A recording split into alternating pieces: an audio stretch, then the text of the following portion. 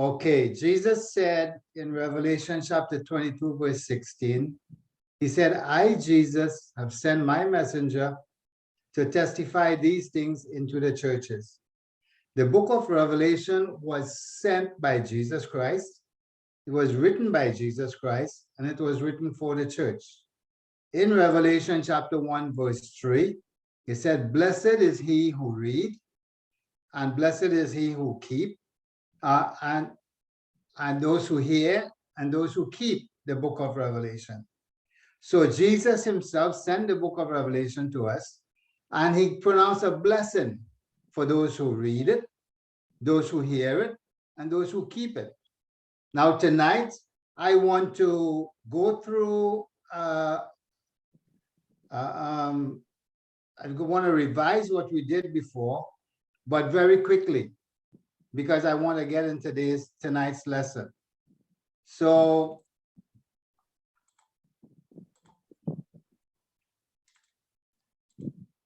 we will start with the seals, Revelation chapter 6. Now, last day I started with Revelation chapter 1. Tonight I'm starting with Revelation chapter 6. I need to revise these things so that you can see exactly where we are in today's lesson. Now, you'd remember we are talking about the tribulation period. And in the tribulation period, we said that the tribulation period is 7 years. The first 3.5 years is called the tribulation period. And the second 3.5 years is called the Great Tribulation. Now, the tribulation period takes place on earth, but it originates in heaven. Remember in Revelation chapter 5, Jesus received a book that was sealed with 7 seals. And in Revelation chapter 6, he started to open the seals. When he opened the first seal, we saw a white horse, which was the Antichrist. We said the Antichrist put in his appearance under the first seal, and he will continue until Revelation chapter 19. When Jesus opened the second seal in heaven, a red horse took off on earth. We said that was war. And we explained the Ezekiel 38 and 39 war. And the rider of that red horse had a great sword in his hand, and peace, and he had the authority to take peace from the earth and to instigate war. So this is the red horse. When the third seal was opened in heaven, I want you to see the interaction. The seal is open in heaven. Jesus is opening the seal in heaven, but the reaction takes place on earth. When he opened the third seal, we saw a black horse. The black horse represents famine. We said that famine always precedes war, and this horse represents famine. When Jesus opened the fourth seal in heaven, there was a green horse, and the rider of that horse, his name was Death, and hell followed. Up to this point, with the fourth seal, we said authority was given unto the fourth horse to take 1/4 of the world's population.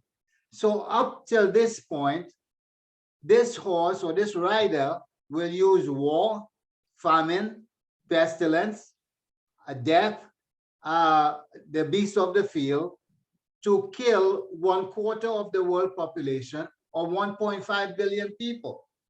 Then we saw the fifth seal was open in heaven, and we saw the souls under the altar.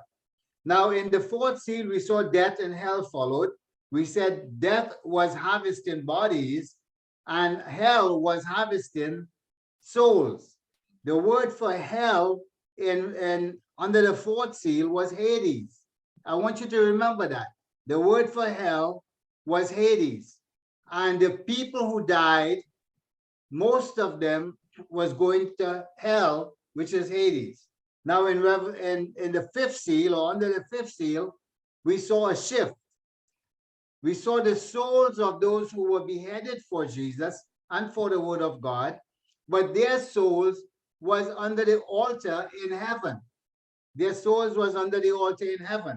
And they cried with a loud voice, saying, Lord, how long do we have to wait? When will you avenge our blood on the earth? And Jesus told them, you have to rest a little while white robes was given unto them because their brethren and their fellow servants have to be killed. So the sixth seal was opened in heaven, and then we had catastrophe on the earth. We had the polar axis shift. We had the sun became black as sackcloth of hair. The moon became as blood. The stars fall from heaven. We had great earthquakes, and men cried to the rocks and said, "Cover us and hide us from the face of him that sits on the throne." And then the chapter 6 ended with a question: who is able to stand? The great day of the wrath is come, and who will be able to stand? So then, instead of going to the seventh seal, where there was silence for 30 minutes, that question was answered. Who will be able to stand? And we said this was the first interlude, and it is concerning the saved of the tribulation. We said there are two groups of people who will be saved during the tribulation period. 144,000 Jews, who will be 144,000 preachers, and 12,000 from each tribe. And they are already scattered around the world, and they will be 144,000 preachers. Now, the results of their preaching will be what we call the tribulation saints. John said, "I saw a great multitude that no man could number." So he asked the question, where did these people come from? In fact, the elder asked John the question, where did these people come from? John said, "I don't know."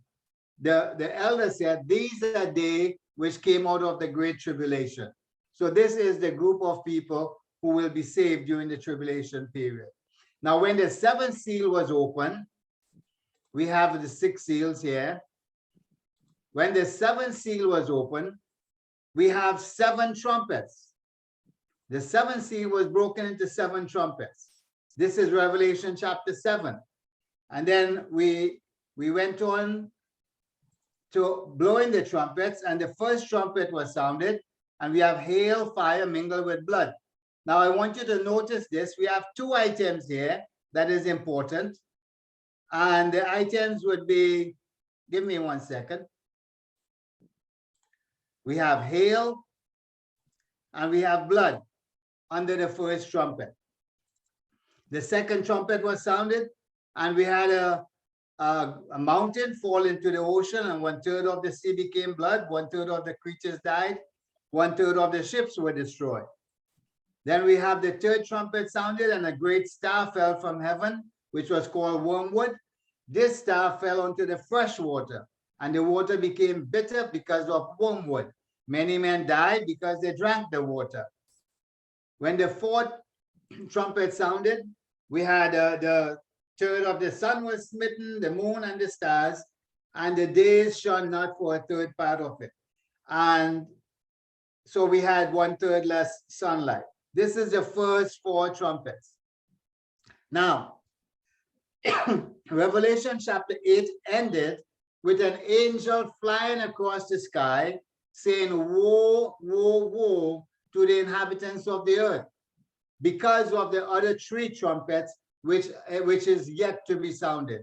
And the 3 trumpets, they were so severe that God calls them woes. So now we went to Revelation chapter 9. What I would like to do is go through this lesson a little bit. I will be touching on the strong points for those of you who were not here last week, and is a revision for those of you who were here. So I would just be touching point after point as we go along. And the 5th angel sounded, and I saw a star fall from heaven onto the earth, and to him was given the key to the bottomless pit. And he opened the bottomless pit, and there arose a smoke out of the pit, as the smoke of a great furnace. And the sun and the air was darkened by reason of the smoke of the pit. So we said a star that fall from heaven, that was a person, because to him was given the key to the bottomless pit. When you read the other versions of the Bible, it says that John saw a star that had fallen. In the Bible, there is only one star that fell from heaven, only one star. I also told you that when you see the word star in the book of Revelation, you have to read the context to see what that word means. Most of the time it means angel, but it could be in fallen state. So this particular star was a person, it's a fallen angel, and it is no more, it is the devil himself. And to him was given the key to the bottomless pit. We discussed that last day. We said there were only 4 keys in the book of Revelation, and we had the key of death and hell, we had the key of David, and we had the key to the bottomless pit. Some preachers say that there is no way God is going to give the key to the bottomless pit to Satan himself. I said that is not true, because the only thing he can do with the key to the bottomless pit is to open the bottomless pit. And that is exactly what he did. And that is what God wanted him to do. So he did according to God's will. He opened the bottomless pit. And when he opened the bottomless pit, there arose a great smoke out of the bottomless pit, like a great furnace. It was so great that the sun and the air was darkened by reason of the smoke of the pit. Now, this on this slide will tell you that every time you see the word star in the book of Revelation, you have to read the context. For example, Revelation chapter 1, verse 16, there were 7 stars in his right hand. The 7 stars are the 7 angels of the 7 churches. The stars of heaven fell to the earth. Those were literal stars. And the woman clothed with the sun and the moon under her feet, she had a crown with 12 stars. Those 12 stars are the children of Israel. So you find that in the book of Revelation, the word star could mean different things according to the context. And then in Revelation chapter 12, verse 4, his tail drew 1/3 part of the stars from heaven. Those are fallen angels. Let's go on. I saw a star fall from heaven onto the earth. Now this is how angels behave in heaven or on the earth. I saw another angel ascending out of the east. Normal angels would fly from the east to the west, to heaven, to earth. Another mighty angel came down from heaven, clothed with the clouds. And after these things, I saw another angel come down from heaven.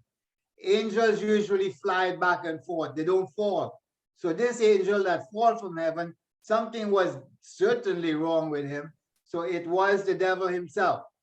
And you would see on this page, remember, I'm just revising. So those of you who wasn't here last week will think I'm going too fast. But John said, I saw a star that had fallen from heaven. In the New Living Version, I saw a star that had fallen from heaven. All 10 versions said, I saw a star that had fallen from heaven.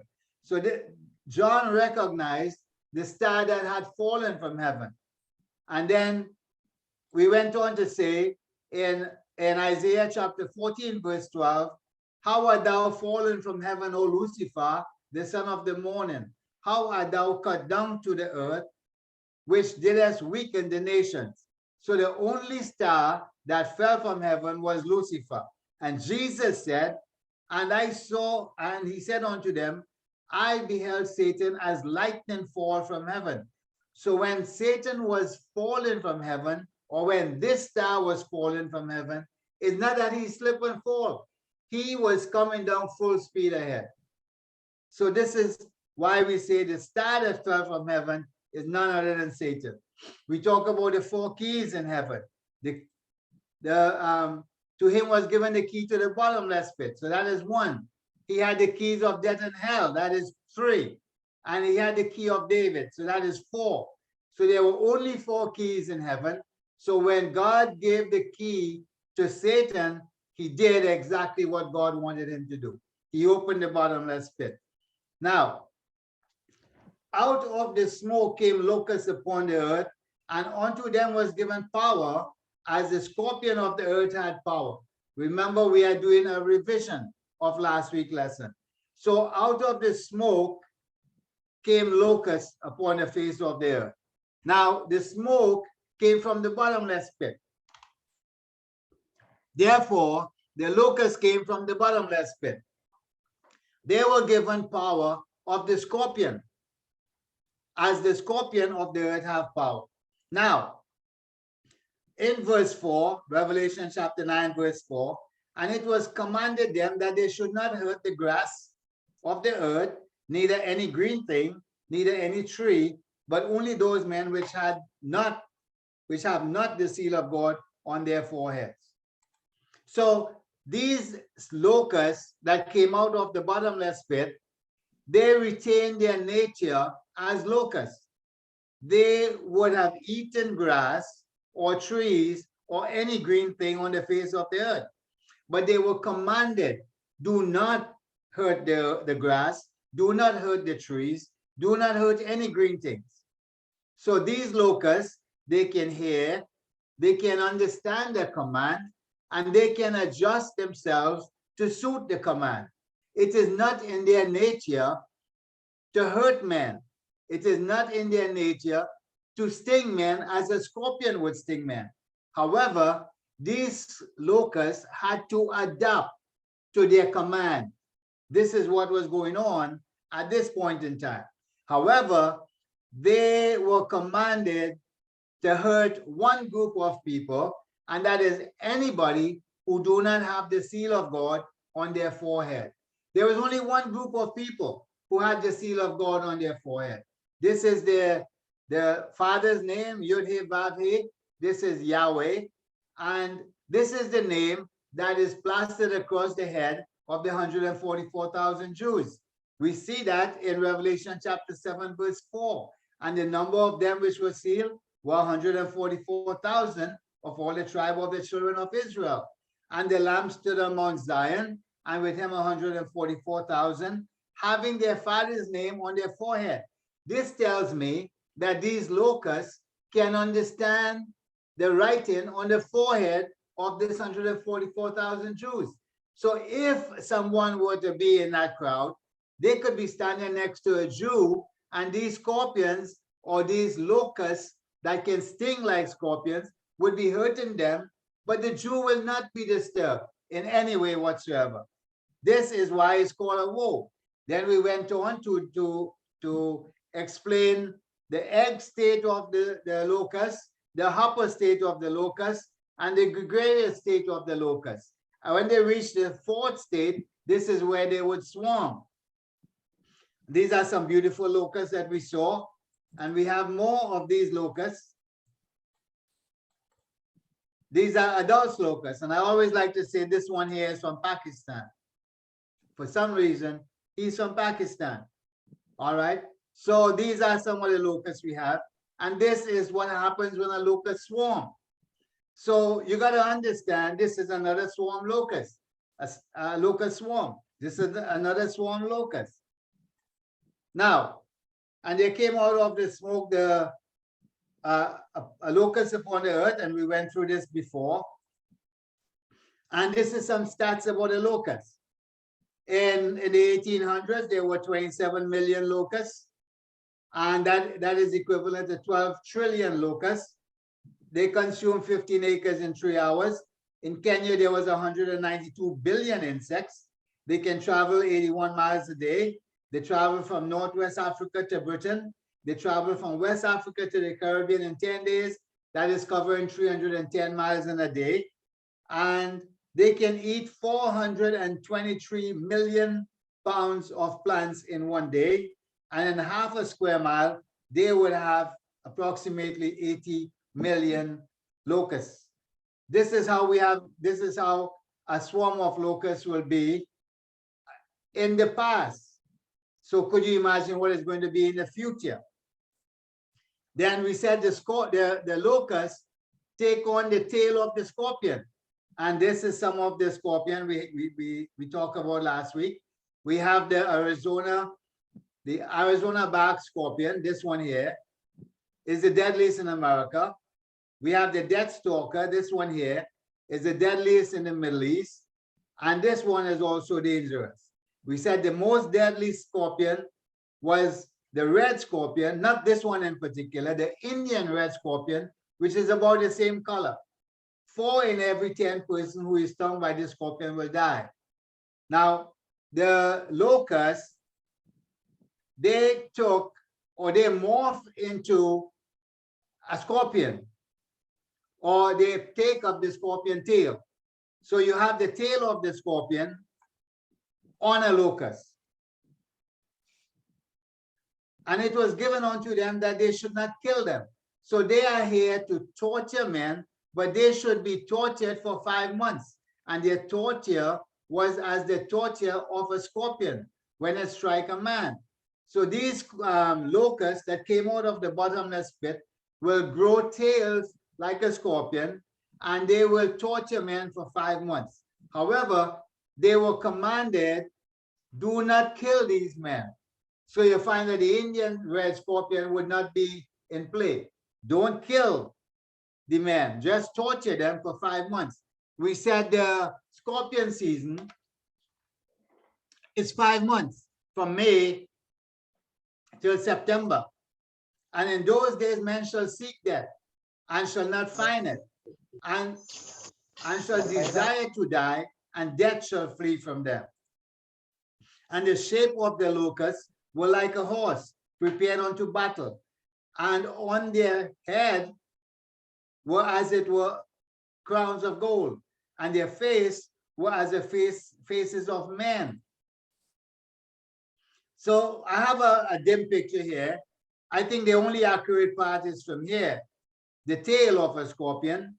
They had the face of a man, and I don't think they'll have a crown like this. But this is an idea of what that scorpion should look like. And they had hair as the hair of a woman, and their teeth was like the teeth of a lion. And they had breastplate, as it were breastplate of iron. And the sound of their wings were as the sound of chariots of many horses running into battle. Now this here, the sound of their wings, that is torture in itself, because you will be hearing these things at night, flying through the air, because they will be swarming like a swarm of locusts. So you will hear them coming. You will hear them in the back of your house. You will hear them in the windows. You will hear them on the streets. And that in itself is torture, because you know these locusts, normally they don't hurt human beings directly. They will eat your crops and then you will starve, so you will be hurt indirectly. But they do not hurt humans directly. But in this day, during the tribulation period, they will be seeking out man who does not have the mark of the Father on their forehead, and they will be seeking out those men to torment them for 5 months.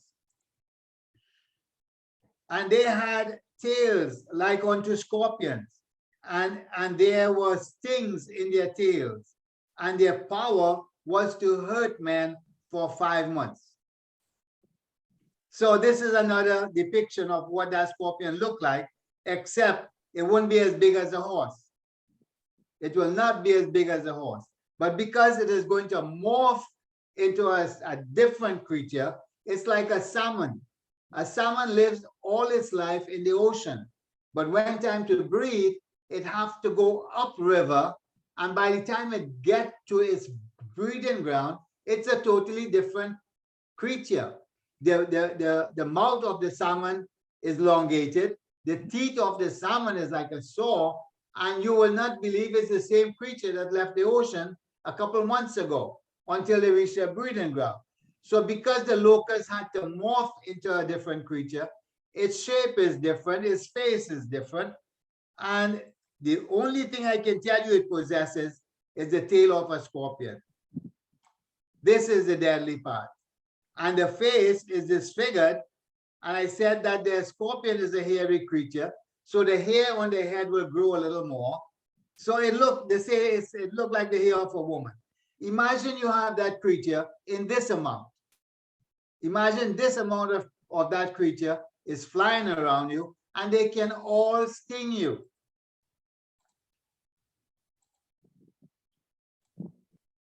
This could be another depiction of that creature, with the tail of a scorpion.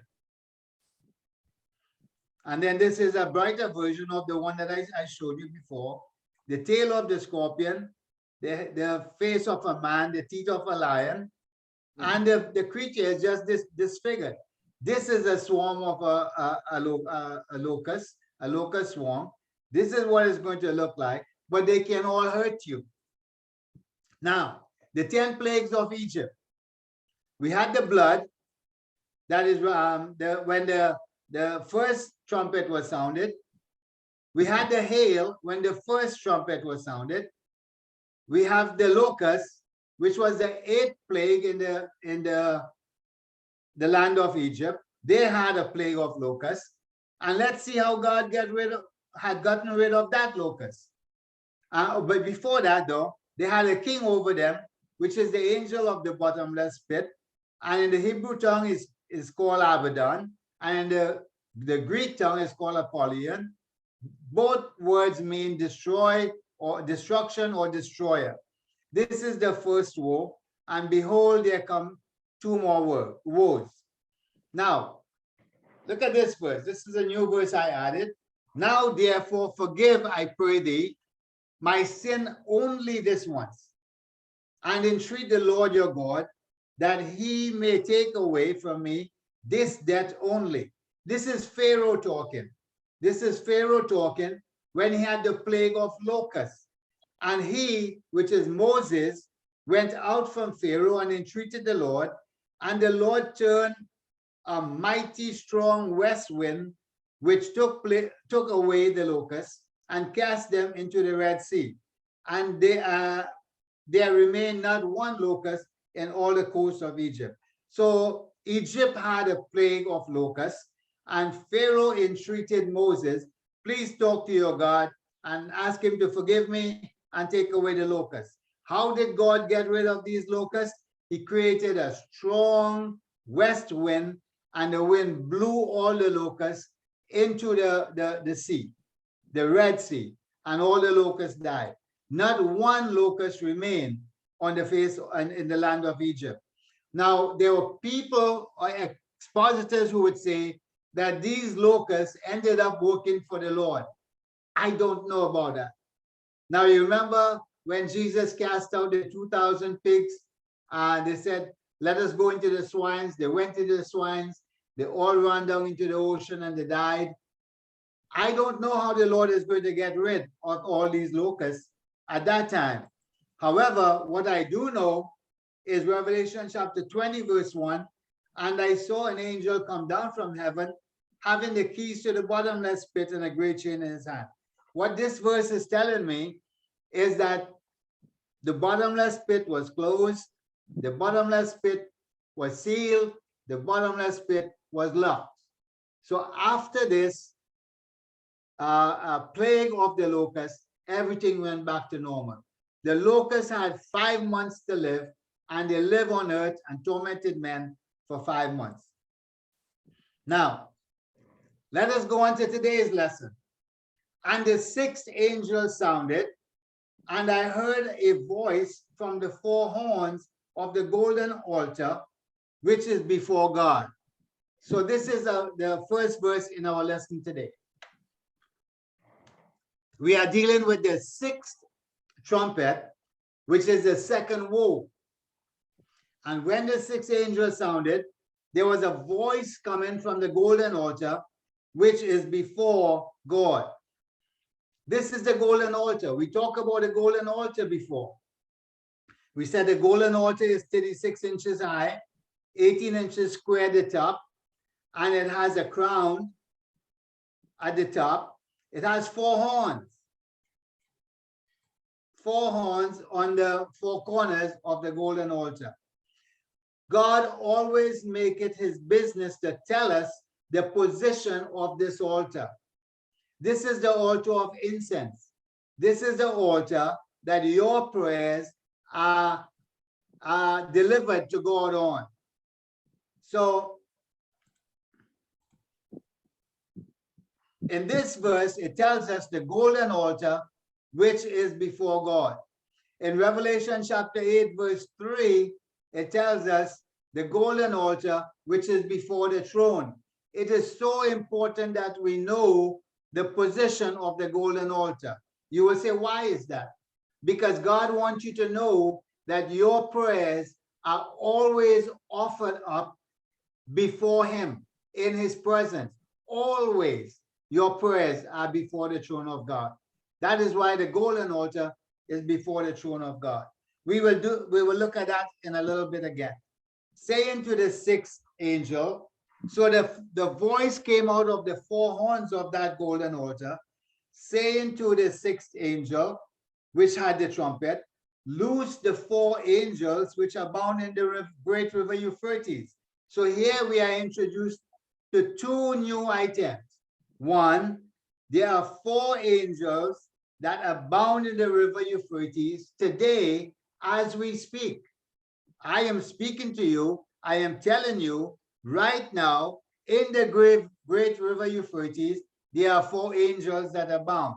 So, why are these four angels bound? We saw earlier where God's angels are free to ascend to heaven, to come down to earth, doing the will of God. These four angels are bound.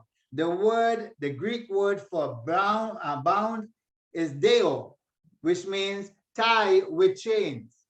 So these four angels are tied with chains, and they are at the bottom of the great river Euphrates. The fact that they are bound tells us that they are not good angels. They are bad angels.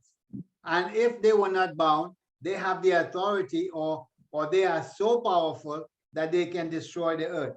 We will take a look at those angels a little later on. So the voice from the altar told that angel to loose the four angels that are bound.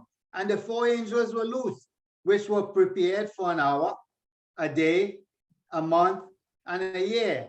Why were they prepared for that time? To slay 1/3 part of man. These angels are so wicked that they can slay 1/3 part of man. Now, let me look at this. The four angels were loose, which were prepared for an hour, a day, a month, and a year. Some people interpret this as 3 years and 91 days. They say a year is 360 days on the Jewish calendar. A month is 30 days. So that is 390 days, plus 1 day, plus 1 hour. 391 days and 1 hour. So they are saying that these angels were prepared for 391 days and 1 hour. That is not true. They were prepared for a particular period in time. And God is so much in control. You will remember the locusts had to be on earth for 5 months, not a day more. So they had to be on earth at that particular time. God is in control of everything that takes place on the face of the earth. These four angels were prepared for a particular period in time. They were prepared to slay 1/3 part of mankind. Let's go on. Now, this here is a diagram I showed you before for those of you who were here from the beginning.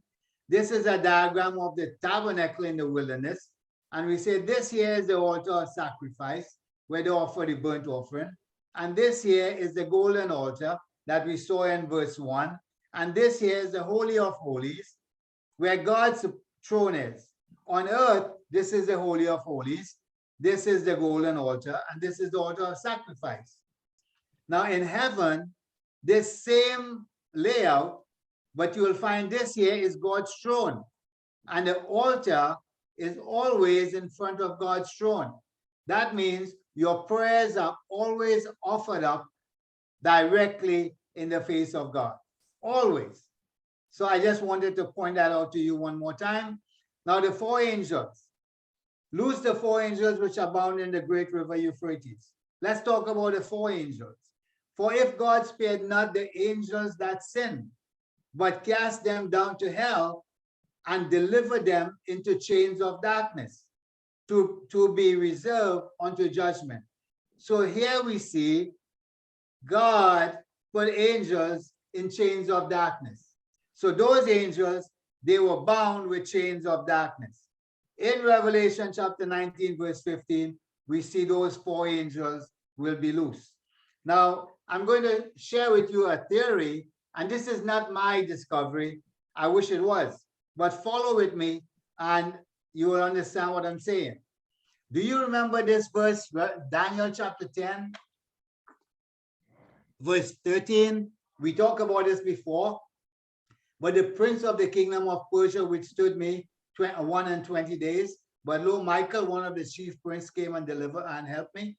This was when Daniel prayed to ask for understanding of the end times. God sent the answer the very day.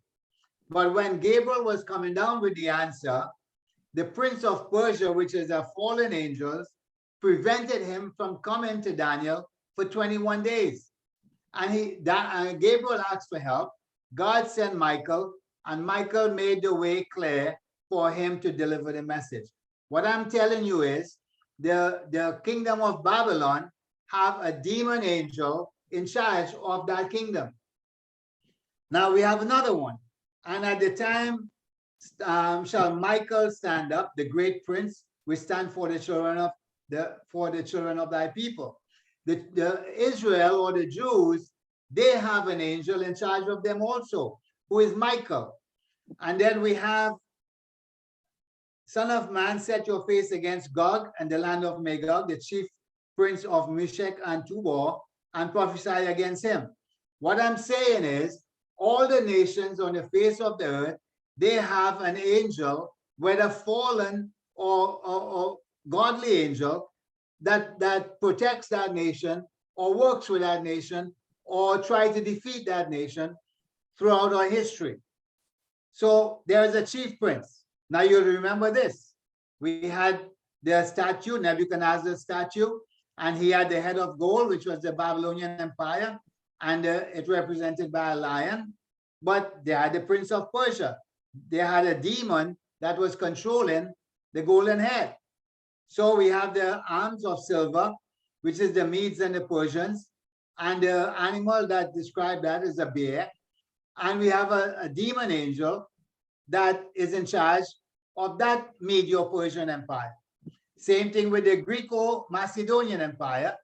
The animal is a leopard, and we have a demon angel who is in charge of that. So we have 4 angels. 1, 2, 3, 4. Now, this was discovered by Perry Stone. He said, in order for the Medo-Persian Empire to defeat the Babylonian Empire, you have to bind the angel who is in charge of that nation. In order to control that nation, you have to bind that angel. So let's say that one angel is bound. Now the Greco-Macedonian Empire had to bind the angel of the Medes and the Persians. At the end of the story, you have 4 angels that are bound. These 4 angels are in charge of these 4 kingdoms.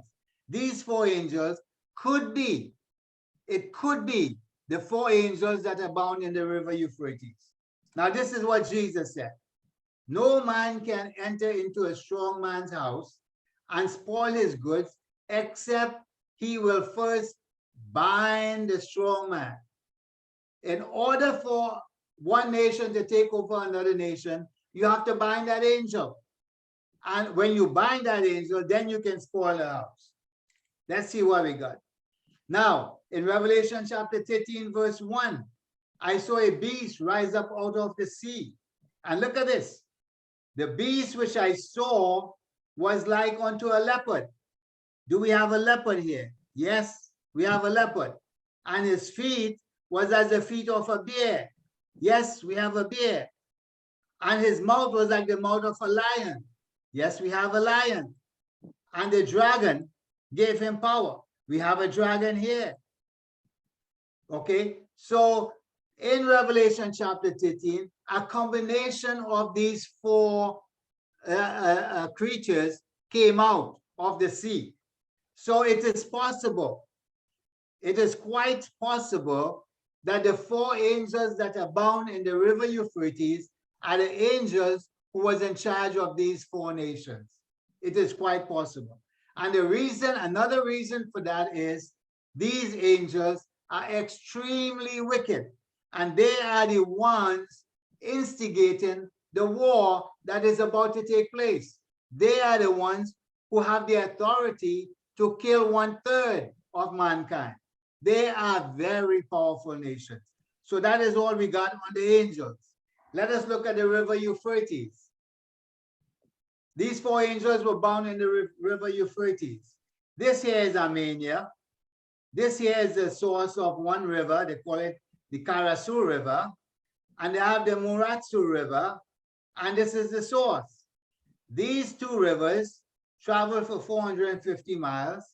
And then they join at this point, and they will come down as the river Euphrates. And the river Euphrates will go through the land of Turkey, the land of Syria, and the land of Iraq, and they will empty themselves in the Persian Gulf. This is the river Euphrates. Now, the river Euphrates is 1,870 miles long, considering where you would start measuring the river Euphrates. But it's approximately 1,870 miles long. This river Euphrates do not make the top 20 list of rivers on the face of the earth. Now you have the Haikedel River, and that river is this one here, which is also called the Tigris River. The Tigris River runs parallel to the Euphrates River, and it joins the Euphrates River at 2 points. And then they empty themselves into the ocean. The Tigris River is 1,150 miles long. Now we have one river here. Now look at this. And the river went out of Eden and water the garden, and from hence it was parted and became 4 heads. This is the first time the river is mentioned in the Bible, Genesis chapter 2. So you had one river coming through the Garden of Eden, and then it branched out into 4 heads. The first head was the Pishon River. The second was the Gihon River. The third was the Haikedel River. And the fourth was the river Euphrates.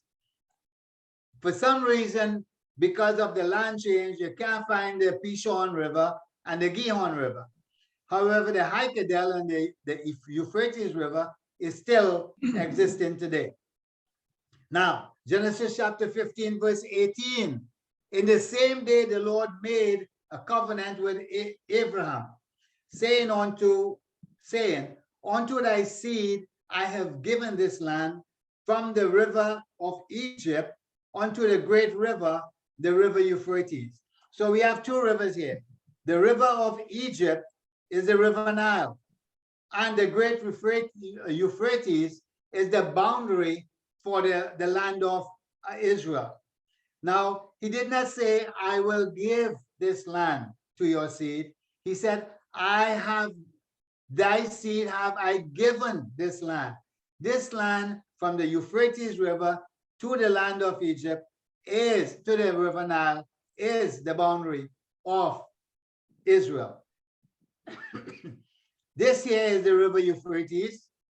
This here is the river Nile. The river Nile is 4,000 miles long. The Euphrates is 1,870. However, this is what the land of Israel should look like. The land of Israel includes a part of Egypt. The land of Israel includes a part of Iran.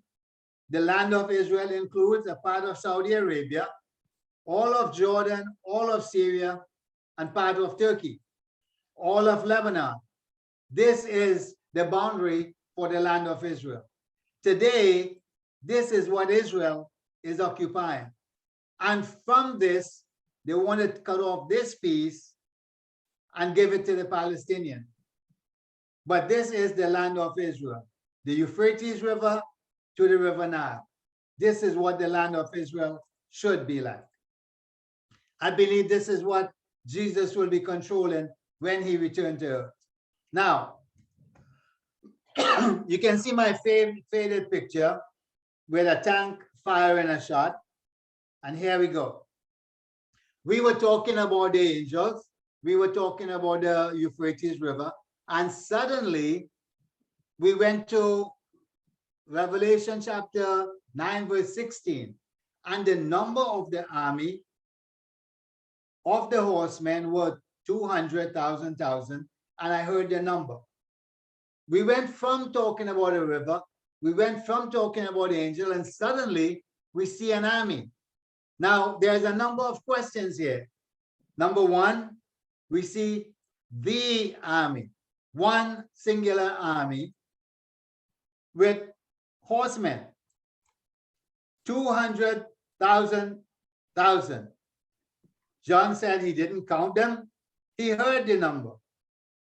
200,000 is 200 million. 200 million horsemen. One army that we see so far. Let's continue. And thus I saw the horses in a vision, and them that sat on them. So now the picture is getting a little clearer. He saw the horses and he saw the riders. The riders had breastplate of fire and jacinth and brimstone. And the head of the horses were as the head of lions. This is important. The head of the horses was the head of lions. And out of their mouth, this is the horse's mouth, went out fire, smoke, and brimstone. The brimstone here, so the newer versions of the Bible have sulfur. This sulfur came out of the horses. Now pay attention to this. The riders was not the one doing the damages. The riders was not doing the damages. The horses were doing the damages. That is something to take into consideration. Now, the number of the army of the horsemen were 200,000, which is 200 million. So let's see how this goes down. This is problem number one. This is Mexico. Mexico is the 10th most populated country in the world, but they have 128 million people. That's number 10. Number 9 is Russia. They have about 144 million people. You have Bangladesh, which is 163 million. Nigeria, which is 201 million. Brazil, which is 215 million. From the time I got this information to today, they probably had a couple million. In April, China, okay, I'll come back to that in a minute. Pakistan got 217 million people. Indonesia have 270 million people. United States of America have 328 million people. None of these countries could produce an army of 200 million. So the question is it one single army or is it a combination of armies? The only two countries that could provide an army of 200 million is one, India, and two, China. There are two countries on the face of the earth who could produce that kind of army. Now, in April 1961, China boasted that in 5 months, they could raise an army of 200 million people. In 1964, China said they have an army of 200 million people. Today, they say they have an army of 200 million people and a reserve of 200 million people. That is the only country on the face of the earth who can do that. So the question is it China who is coming down here? Now, in the Gulf War, there were 30 nations involved. There were only 1 million soldiers. 1 million soldiers. So that is something that we'll have to see about later on. Now, this here, if you can see it clearly, this is one of my favorite pictures in the world. If you could see it clearly, this guy here supposed to represent Michael, the archangel. These things on the floor, on the ground here, are dead bodies. And this is a very interesting story. I love this picture. It is one of my favorites. Now, a lot of people say that war is spiritual. It's a spiritual warfare with demons. Now, let me show you this. And it came to pass that night that the angel of the Lord went out and smote in the camp of the Assyrian and 100 fourscore and 5,000 in one night. One angel went out there and killed 185,000 people. One angel went out there and killed 185,000. And when they arose early the next morning, behold, they were all dead. They were all dead cops. So Sennacherib, king of Assyria, departed and went and returned and dwelt in Nineveh. What was going on here? Sennacherib, king, the Assyrian king, he besieged Jerusalem. He had already destroyed all the other little cities around Jerusalem, and he besieged Jerusalem, and he wrote some letters to King Hezekiah, and he said, you know, bad things about God, bad things about Hezekiah, bad things about the Jews, bad things about Jerusalem. And when Hezekiah got those letters, he went into the temple, he spread all the letters out on the floor, and he said, Elohim, look at what this man's saying about you. Look at what he's saying about me. Look at what he's saying about the children of Israel. What are we going to do about it? That night, God sent Michael, the archangel. How we know it's Michael? Because Michael is the angel that stands for the children of Israel. So God sent Michael and said, Michael, go and take care of that business. Michael walked through that camp, killed 185,000. So this is why I would say it cannot be a spiritual war, because you don't need 200 million angels to fight against men. They will destroy the earth. So it cannot be a spiritual war. Now, this is another thing. Now, I have two portions of scripture here. I'm going to read one on my right hand. What sorrow awaits Assyria, the rod of my anger. Syria is the rod of God's anger. I will use it as a club to express my anger. He will use it as a pui to beat people. That is what he is saying. I am sending Assyria against a godless nation, which is Israel, against a people who I am angry with. Assyria will plunder them, trampling them like dirt beneath his feet, but the king of Assyria will not understand that he is my tool, and his mind does not work that way. His plan is simply to destroy, to cut down nation after nation. Why did I include this? Because every time a king or a nation crossed the river Euphrates to come against Israel, it is God's punishment for something that Israel did wrong or did not want to do, did not follow his will, or did not follow his law. God used Assyria, God used Babylon to punish Israel. If you want to read these two verses, is Isaiah chapter 10, verse 5 through 7. So this war that is going to take place is where the armies will be crossing the river Euphrates to punish Israel. This is where God is beginning to use to deal with Israel during the tribulation period.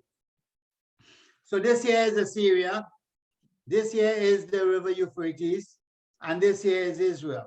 Every time a nation will cross the river of the Euphrates River is to deal with Israel for some reason that God is angry with them about. Let's go on. By these three was a third part of men killed, by the fire and by the smoke and by the brimstone, which issued out of their mouth. Now, like I said before, the horses are the ones who are doing the damage, not the riders. So I have a proposal here. Remember when the book of Revelation was written? It was written in 95 AD, and the church age was 2,000 years, and then the tribulation period is 7 years. John is looking from the Isle of Patmos way into the future, 2,007 years ahead. John is seeing modern day warfare of in the battle of on this battle by the river Euphrates. He is standing 2,707 years behind. He is looking forward. Mr. John never saw a tank. Brother John never saw a tank. But he said the horses. What is a horse? A horse is a mode of transport. The tank is the mode of transport. So John said, I'm seeing these horses and these guys riding the horses. But the horses are dangerous. The horses is the one that issue smoke and fire and sulfur out of their mouth. Is it possible that John is describing modern warfare 2,000 years ago? This is the only explanation for this. Let's go on. And their power is in their mouth and in their tail. And their tail were like unto scorpion and had heads. And with them, they do hurt. So he is talking about the tank. The tank with guns mounted to the back, and they can shoot from the front and they can shoot from the back. This is not a horse. It's a tank. The riders is not doing the damage. The tanks are doing the damage. Let's go on. Now, you remember this. I would like to compare these two. And I look, and behold, a pale horse, and his name that sat on him was Death. This is Revelation chapter 6, verse 8. And hell followed with him, and power was given unto him over a fourth part of the earth, to kill with the sword, and with hunger, and with death, and with the beasts of the field. So this, in this verse, death was given the authority to kill 1/4 of the world population. Now let's look at this one. And by these three were a third part of men killed by fire and by smoke and by brimstone. So first we have 1/4 of the world population being killed. And secondly, we have 1/3 of the world population being killed. Let us do a little calculation here and we will close. The world population being 8 billion. The rapture take place, let's say 1 billion would go. So we minus 1 billion, we end up with 7 billion. Then we have Revelation chapter 6, 1/4 of the world population will be destroyed, which is 1.7 billion. We end up with 5.25 billion people existing. Now, if 1/3 of the world population is going to be killed here, is another 1.75 billion. And the Earth's population at this point will be 3.5 billion people. This is what will happen up until this time when the 6th trumpet is sounded. Now, if it is to kill 1/3 of the 200 million, that would mean 666,666 will die. 133,000, a million, 333 million will remain. So we have two scenarios here, and I will leave you with this. Is it 3.5 million remaining? Is it the total from the world population, or is it from the 200 million soldiers? Now, in this portion of scripture, we saw one army. When we saw the Ezekiel 38 and 39 battle, we saw a number of armies coming together. There was a number of armies coming together to make that number. So we still have this question. The question is it one army? Is it 1/3 of the world's population will be destroyed, or 1/3 of the army will be destroyed? I would leave those questions. But let us continue.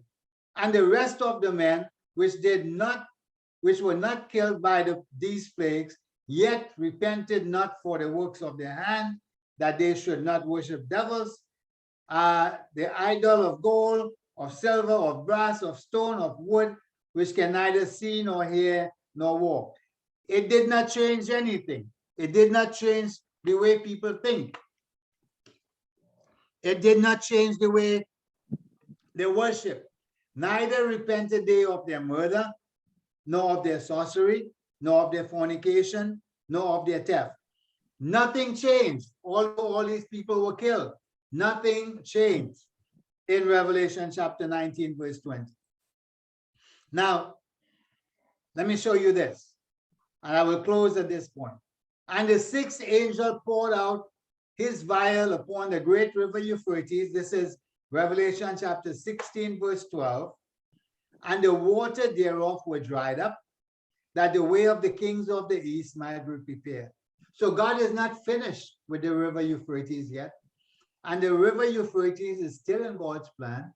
And if you look on YouTube today, you're going to see a phenomenon taking place where the river Euphrates is actually drying up. It is drying up so much that millions of people is going to suffer and is already suffering. So we will continue to discuss this battle when we reach Revelation chapter 16, verse 12, and we will get more information of the river Euphrates and what is going to take place in time to come with the river Euphrates. So at this point, I would stop here. I would encourage you to read the chapters coming up to this point and read a chapter or two ahead so you will have an idea as to what we will be discussing next day.